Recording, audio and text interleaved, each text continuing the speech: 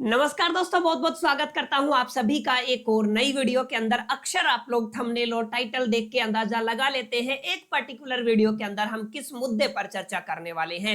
आज के टाइटल और थंबनेल से आप सभी को पता चल गया होगा। आज की वीडियो में हम बात करने वाले हैं सेमेस्टर 2 के upcoming examination and the title of the examination is financial literacy.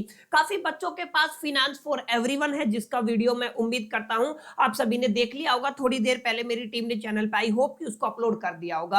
उससे पहले मैंने आपके कॉन्स्टिट्यूशनल वैल्यूज और फंडामेंटल ड्यूटीज के ऊपर भी बात की थी।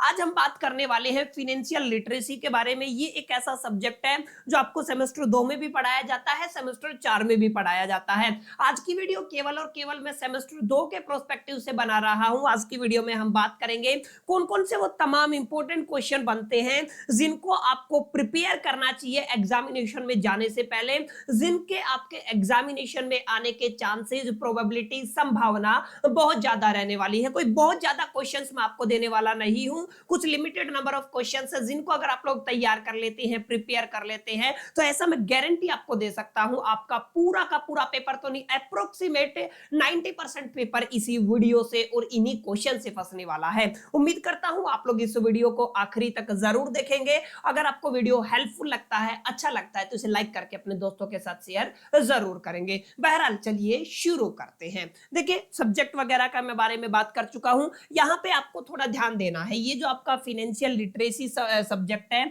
ये आपका थ्योरी के साथ साथ प्रैक्टिकल भी रहने वाला है। माने यहां पे आपको थ्योरेटिकल कॉन्सेप्ट के साथ प्रैक्टिकल क्वेश्चन भी देखने को मिलेंगे, लेकिन आप ध्यान रखिएगा प्रैक्टिकल क्वेश्चन का जो रेशियो रहने वाला है वो बहुत कम रहने वाला है। आप ध्यान रखिएगा, केवल एक तरीके के क्वेश्चन भी कर लेते हैं तो आप लोग ये पाएंगे कि करीब करीब आपका काम निपट गया है। माई इवैल्यूएशन के अकॉर्डिंग अगर मैं बात करूं, मैंने जो रिसर्च कंडक्ट किया है, अगर उसके अकॉर्डिंग मैं बात करूं, तो आपके फाइनल एग्जामिनेशन के अंदर आपका जो टैक्स रेजिम है, यानी कैलकुलेशन ऑफ टैक्स से एक पर्टिकुलर न्यूमेरिकल आने के चांसेस बहुत ज्यादा हैं। तो इस तरीके का न्यूमेरिकल आपको देखने को मिल सकता है। आप लोग प्लीज इसका स्क्रीनशॉट ले लीजिएगा या इसको नोट कर लीजिएगा। जहां पे अलग अलग लोगों की अलग अलग टैक्सेबल इनकम दी जाती है, तो वहां पे आपसे पूछा जाएगा कि आपको कंप्यूट करना है अलग अलग, जैसे न्यू टैक्स रेजिमा है या ओल्ड टैक्स रेजिमा है, उसके रिस्पेक्टिव में आपको उनकी इनकम को कैलकुलेट करना होगा, उनके टैक्सेस को कैलकुलेट करना होगा। क्लियर है? तो यहाँ पे आपकी टैक्स लायबिलिटी को आपको क्या करना है,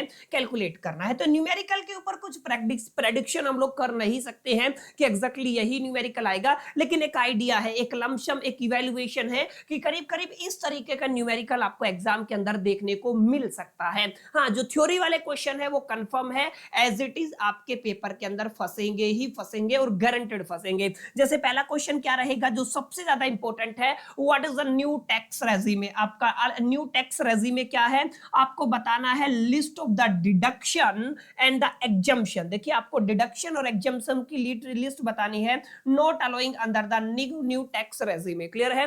न्यू टैक्स रेजिमे के अंडर में आपको उन सभी डिडक्शन की और उन सभी एग्जम्पशन की आपको लिस्ट देनी है जो किसके अंडर नहीं आते हैं, जिनको अलाउ नहीं किया गया है according to the new tax regime. काफी अहम इंपॉर्टेंट सवाल रहने वाला है, प्लीज इसको नोट कर लीजिएगा। इसके अलावा आगे मैं बात करूं, आपसे पूछा जाएगा ई फीलिंग का क्या मतलब होता है। बहुत ज्यादा इंपॉर्टेंट ये क्वेश्चन है, अक्सर एग्जाम के अंदर देखा जाता है कि ई फीलिंग के ऊपर क्वेश्चन पूछ लिया, इसके स्कोप्स क्या रहने वाली है, इसकी इंपॉर्टेंस क्या रहने वाली है, और ई फीलिंग जब हम करते हैं तो कौन कौन सी बुनियादी स्टेप रहती है, कौन कौन सी ऐसे चरण है जिनसे गुजर के ई फीलिंग को अंजाम दिया जाता है। तो दो क्वेश्चन थ्योरी वाले मैंने बताए, न्यू टैक्स रेजिमा को जरूर पढ़ लीजिएगा, ओल्ड टैक्स रेजिमा को जरूर पढ़ लीजिएगा, एग्जाम के अंदर क्वेश्चन आता ही आता है। दूसरा मैंने बताया ई फीलिंग के बारे में जानकारी ले लीजिए। ई फीलिंग बहुत इंपॉर्टेंट टॉपिक हो जाता है आपके एग्जामिनेशन के लिहाज से। तो दो क्वेश्चन ये हो गए हैं। अब हम बात करते हैं आगे वाले क्वेश्चन की तरफ। देखिए, आपको पता है ऑनलाइन फ्रॉड के ऊपर अक्सर क्वेश्चन आता है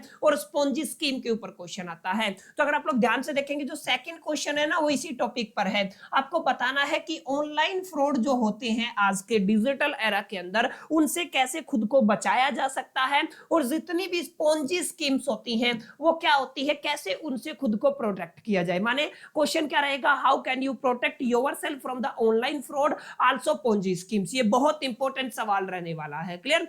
इससे पहले वाला क्वेश्चन भी काफी इंपॉर्टेंट है, ध्यान दीजिएगा।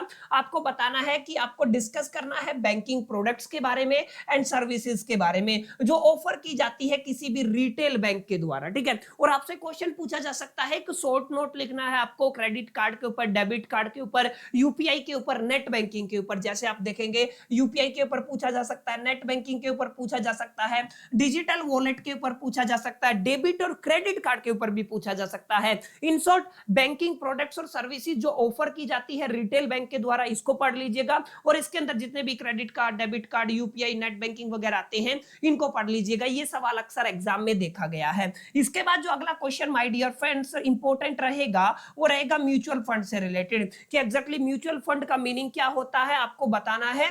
म्यूचुअल फंड का एग्जैक्टली क्या रोल रहने वाला है, किसमें ये आपका जो पर्सनल इन्वेस्टमेंट प्लानिंग है। क्लियर है। दो अलग अलग चीजें हैं यहाँ पे, एक तो पर्सनल इन्वेस्टमेंट प्लानिंग के ऊपर क्वेश्चन आता है, और पर्सनल इन्वेस्टमेंट प्लानिंग के अंदर आपका म्यूचुअल फंड का क्या रोल रहने वाला है, ये सवाल आपसे पूछा जाता है। आगे मैं बात करूं अगले इंपॉर्टेंट क्वेश्चन की, what is a financial planning. आपसे पूछा जाएगा फाइनेंशियल प्लानिंग का क्या मीनिंग होता है, इसकी इंपॉर्टेंस को एक्सप्लेन करना है। ठीक है, दो सवाल एक साथ है, दो क्वेश्चन एक साथ है कि आपको फाइनेंशियल प्लानिंग को डिटेल में डिफाइन करना है और इसकी इंपॉर्टेंस को डिफाइन करना है। इसके अलावा अगला क्वेश्चन काफी अहम रहने वाला है।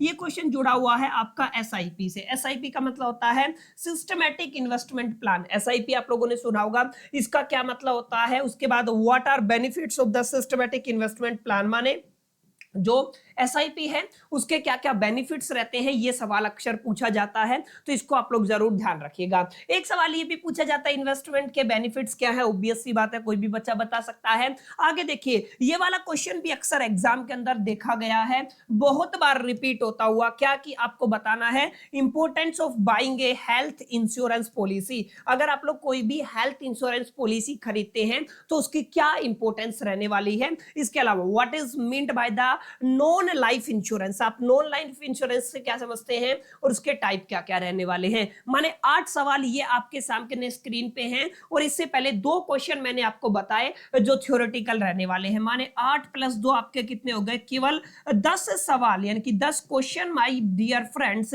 मैंने आपको दिए हैं, जिनके अंदर से अप्रोक्सीमेट मान के चले 90% पेपर आपका कवर हो जाएगा। क्लियर है। 10% के अंदर मैंने न्यूमेरिकल डिस्कशन की है, यहाँ पे न्यूमेरिकल्स भी आती हैं क्योंकि थ्योरेटिकल प्लस प्रैक्टिकल पेपर रहेगा, तो ऑब्वियस सी बात है न्यूमेरिकल के अंदर प्रेडिक्शन कर पाना करीब करीब इम्पॉसिबल होता है। तो जितने भी मेरे भाई और बहन वेट कर रहे थे कि फाइनेंशियल लिटरेसी का सर हमें सारे इंपॉर्टेंट क्वेश्चंस प्रोवाइड कर दीजिए, तो ये आपका वही वीडियो है जो आपकी नीड को फुलफिल करेगा, और तमाम इंपॉर्टेंट क्वेश्चंस मैंने आप सभी के साथ डिस्कशन किए। उम्मीद करता हूं आप सभी ने नोट कर लिया होगा। नोट नहीं भी किया तो डोंट वरी, आपका भाई आपके साथ है। ये वाला पीडीएफ में टीम को बोलूंगा साथ साथ अटैच कर दे, 5-10 मिनट के अंदर जैसे ही वीडियो पब्लिक होगा इसके नीचे इस पर्टिकुलर सेशन का फ्री ऑफ कॉस्ट लिंक यहाँ पे आपको मिल जाएगा। एक छोटी सी रिक्वेस्ट और आप सभी से करूंगा, कई छोटे छोटे बड़े बड़े, मैं नाम किसी का नहीं लूंगा, काफी ऐसे चैनल्स हैं जो आपको पीडीएफ के नाम पे लूट रहे हैं, ठीक है, सेशंस के नाम पे लूट रहे हैं। प्लीज आपको किसी को भी पैसा देने की जरूरत नहीं है, सब्जेक्ट बताइए। अगर मेरे को लगता है आप सभी को जेन्युइनली नीड है तो मैं और मेरी टीम उस पर रिसर्च करेंगे और आप सभी को सारा का सारा material, premium material free of cost provide करेंगे। उम्मीद करता हूं ऐसी ही रिवॉर्ड आपकी तरफ से भी आप इस वीडियो को लाइक करके अपने दोस्तों के साथ शेयर करेंगे। और अगर आपको ये वीडियो पर इस वीडियो के बाद अगर किसी और टॉपिक पे अगर कोई भी आपको वीडियो चाहिए तो कमेंट कर दीजिएगा। चलिए इस वीडियो में इतना ही, मिलते हैं नेक्स्ट वीडियो में, जब तक के लिए मैं तो सोल दी बस।